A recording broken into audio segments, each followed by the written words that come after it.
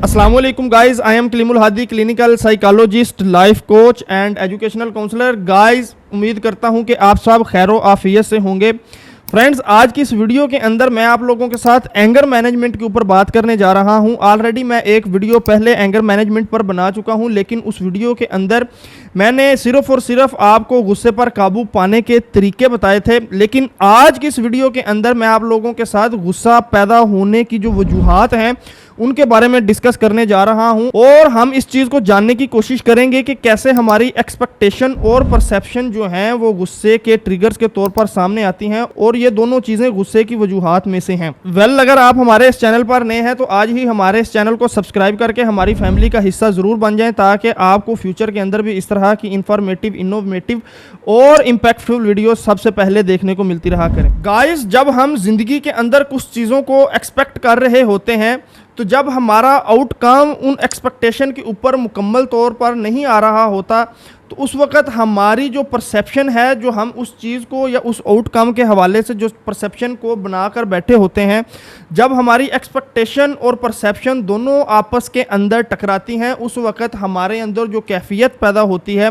उसको हम एंगर कहते हैं। तो बेसिकली आप लोगों के अंदर जो एंगर है, जो हमारे अंदर जो गुस्सा पैदा होता है, उसके पीछे दो ही बड़े ट्रिगर्स हैं जो कि परसेप्शन और एक्सपेक्टेशन कहलाते हैं। आज की इस वीडियो के अंदर हम इसी चीज के बारे में डिस्कस करने जा रहे हैं कि एक्सपेक्टेशन और परसेप्शन पर जब हमारा कंट्रोल नहीं रहता, तो उस वक्त हमारे अंदर जो है वो गुस्से की कैफियत पैदा होनी शुरू हो जाती है, और हमारे जो ट्रिगर्स हैं वो हमें गुस्से की तरफ लेकर जाना शुरू हो जाते हैं।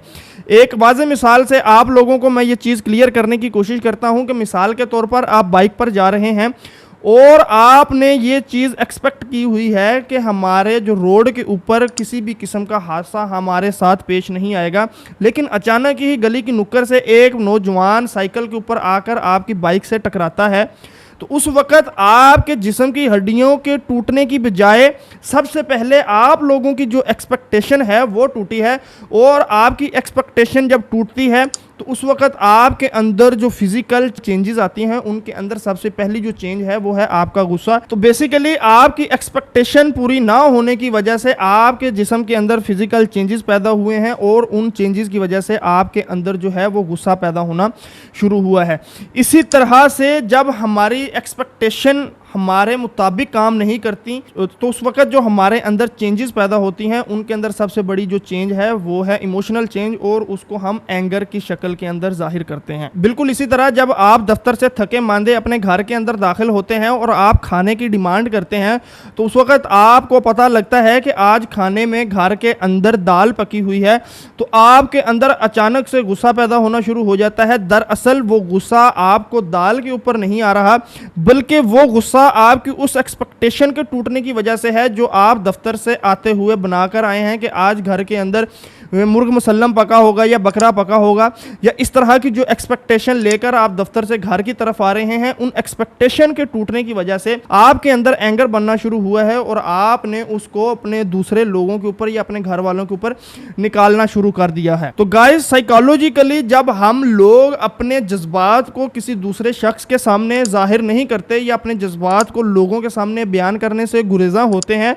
तो उसके बरअक्स भी हमारे अंदर जो है वो कुछ चेंजेस पैदा होनी शुरू हो जाती हैं, और उन चेंजेस की वजह से हमारे अंदर जो है वो एंगर बनना शुरू हो जाता है, और उस एंगर की वजह से हम लोग मुआशरे के अंदर जो है बहुत सी तबाही का सामान पैदा कर देते हैं, और आपस के अंदर हाथापाई की कंडीशन तक पहुंच जाते हैं। तो अगर आप चाहते हैं कि आप अपने एंगर को कंट्रोल में कर लें, आप अपने एंगर को पैदा ही ना होने दें, तो अगर आप इन ट्रिगर्स के ऊपर काम करना शुरू कर देंगे, तो यकीन माने आप लोग अपने एंगर को बहुत हद तक मैनेज भी कर सकते हैं। आप अपने एंगर के ऊपर कंट्रोल हासिल कर लेंगे, और कभी भी आप अपने एंगर को अपने ऊपर हावी नहीं होने देंगे। गाइस, आपने अपने इर्द गिर्द इस तरह के लोगों को जरूर देखा होगा कि अगर एक शख्स की किसी जगह पर इंसल्ट हो रही है, तो वो अपनी इंसल्ट को हंसकर टाल रहा है, जबकि उसके बरअक्स एक दूसरा शख्स है उसकी इंसल्ट हो रही है तो वो उस इंसल्ट के ऊपर दूसरे शख्स से लड़ता हुआ नजर आ रहा है। तो इसके पीछे क्या वजूहात हो सकती हैं? इसके पीछे एक ही वजह है जो कि परसेप्शन कहलाती है,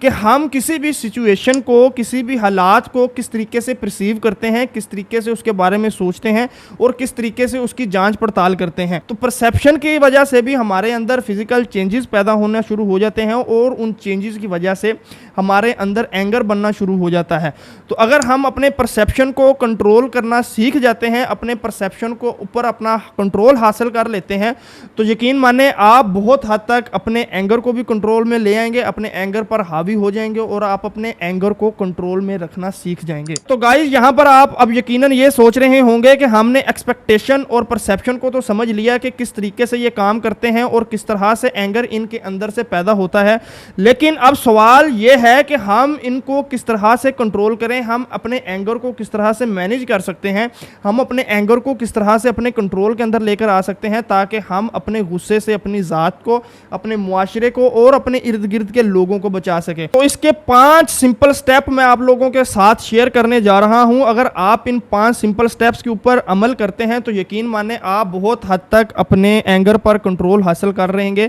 और आपके अंदर से आपका एंगर आहिस्ता आहिस्ता खत्म होना शुरू हो जाएगा। तो इनके अंदर सबसे पहला जो स्टेप है वो ये है कि आपके अंदर अगर गुस्सा पैदा होता है या आपके अंदर कोई ट्रिगर जिस तरह के पैदा होते हैं जो आपके गुस्से को पैदा करने की वजह बन रहे हैं, तो आपने उस लम्हे कुछ देर के लिए पॉज करना है, आपने रुकना है, आपने सोचना है कि ये जो अमल हो रहा है मेरे साथ, ये जो चीज़ें मेरे साथ हो रही हैं, क्या ये मेरे लिए दुरुस्त हैं कि नहीं। कुछ लम्हे के लिए रोक के सोचें। अगर वो चीज़ें आपके अंदर नेगेटिविटी को पैदा कर रही हैं या आपके इर्द गिर्द के लोगों को या आपके इर्द गिर्द के माहौल को नेगेटिव बना रही हैं, तो आपने उस तरह की सिचुएशन से अपने आप को निकालना है ताकि आप अपने गुस्से को कंट्रोल में लेकर आना सीख। उसके बाद जो दूसरा अहम स्टेप है वो ये है कि आपने अपनी एक्सपेक्टेशन को मॉनिटर करना है। जब भी आप अपनी एक्सपेक्टेशन दूसरे लोगों के साथ लगाते हैं, तो जब वो आपकी एक्सपेक्टेशन के मुताबिक काम नहीं करता या वो आपके मुताबिक, आपकी बताई हुई इंस्ट्रक्शन के मुताबिक काम नहीं करता,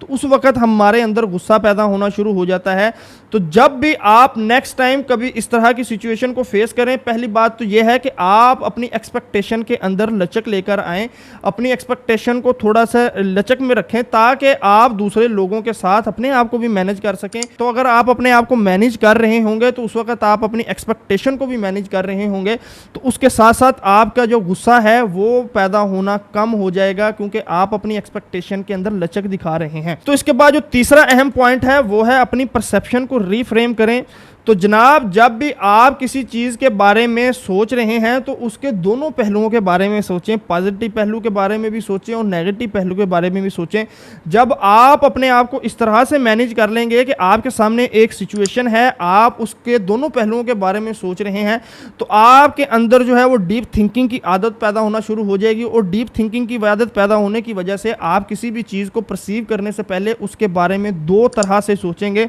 यानी कि 2 पहलुओं के बारे में सोचेंगे और ऑब्वियसली आप उसके पॉजिटिव पहलू के ऊपर ही अमल करना पसंद करेंगे। तो जब आप ऐसा करेंगे तो आपके अंदर ऑटोमेटिकली जो है वो गुस्सा पैदा होना कम हो जाएगा। उसके बाद जो चौथा अहम पॉइंट है वो ये है कि अगर आपको किसी शख्स के ऊपर गुस्सा आ रहा है या उसकी किसी हरकत के ऊपर गुस्सा आ रहा है, तो जनाब आप लोगों के लिए बेहतर यही है कि आप उससे कम्युनिकेट करें, अपने दिल के अंदर उसके बारे में हसद या उसके बारे में नेगेटिव थॉट्स लेकर ना फिरते रहें, क्योंकि जब आप उसके बारे में नेगेटिव थॉट्स लेकर फिरते रहेंगे तो आप ऑटोमेटिकली अपने इर्द गिर्द के लोगों के अंदर भी नेगेटिविटी फैलाएंगे और आप उस वक्त नेगेटिविटी को अट्रैक्ट कर रहे होंगे और वो आपकी मेंटल हेल्थ के लिए बहुत नुकसानदेह साबित हो सकती है। तो अगर आपको किसी शख्स के बारे में कोई ख्याल आता है या आपने उसकी कोई बुरी आदत देखी है, तो जनाब उससे जाकर आप एक्सप्लेनेशन लें, उससे आप पूछें कि यार मैंने तुम्हारे बारे में ये चीज़ सोची है या सुनी है या मैंने कल परसों तुम्हें इस तरह करते हुए देखा है, तो इसके बारे में मुझे बताओ कि तुमने इस तरह क्यों किया।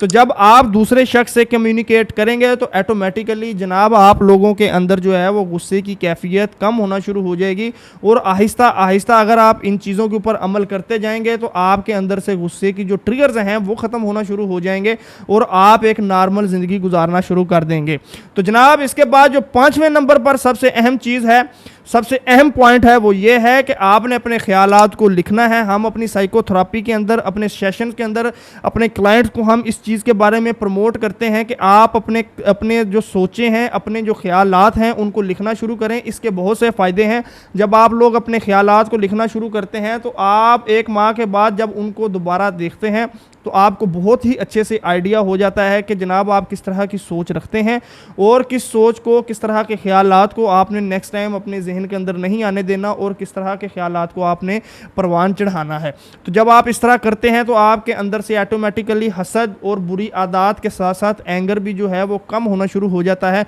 और जब आप एक अरसे तक इस चीज़ को, इस हैबिट्स को अपनाए रखते हैं तो उसके बाद ये चीज़ें आप लोगों के अंदर कंट्रोल में आ जाती हैं। तो आप एक हेल्दी रिलेशनशिप बिल्ड कर लेते हैं, एक हेल्दी मेंटल हेल्थ को बिल्ड कर लेते हैं, जिसके बाद आप लोग एक अच्छी ज़िंदगी गुजारने के काबिल हो सकते हैं। तो जनाब उम्मीद करता हूं कि आज की ये वीडियो, आज का ये व्लॉग आप लोगों के लिए बहुत ही ज़्यादा इन्फॉर्मेटिव रहा होगा। अगर आपको हमारे इस कंटेंट से आपकी लाइफ में वैल्यू ऐड होती है, आपको कुछ नया सीखने को मिलता है, आप समझते हैं कि यार ये चीज़ें जो हैं आपने पहली बार सुनी हैं, तो आज ही हमारे इस चैनल को सब्सक्राइब करें ताकि फ्यूचर के अंदर भी आप इस तरह की इंफॉर्मेटिव और इम्पैक्टफुल वीडियो सबसे पहले मेरे इस यूट्यूब चैनल पर देख सकें। तो गाइज आप लोगों के लिए यहाँ पर एक अनाउंसमेंट है। अगर आप लोग मेंटल हेल्थ चैलेंज का सामना कर रहे हैं या आप लोग चाहते हैं कि आप अपनी मेंटल हेल्थ के बारे में ज़्यादा से ज़्यादा अवेयरनेस हासिल कर सकें, तो यहाँ स्क्रीन पर आपको व्हाट्सएप नंबर दिया जा रहा है। आप उस नंबर पर राब्ता करके हमारी PDF फ्री रिसोर्सेज बुक को हासिल कर सकते हैं, जो कि ख़ास तौर पर आप लोगों के लिए लिखी गई हैं। आप लोग उनको पढ़ें, उनको पढ़ने के बाद आप लोग अपनी मेंटल हेल्थ के ऊपर खुद से काम करने के काबिल हो सकेंगे। तो इंशाल्लाह मिलते हैं अगली वीडियो के अंदर। तब तक अपना और अपनी मेंटल हेल्थ का बहुत सा ख्याल रखिएगा। अल्लाह हाफिज़।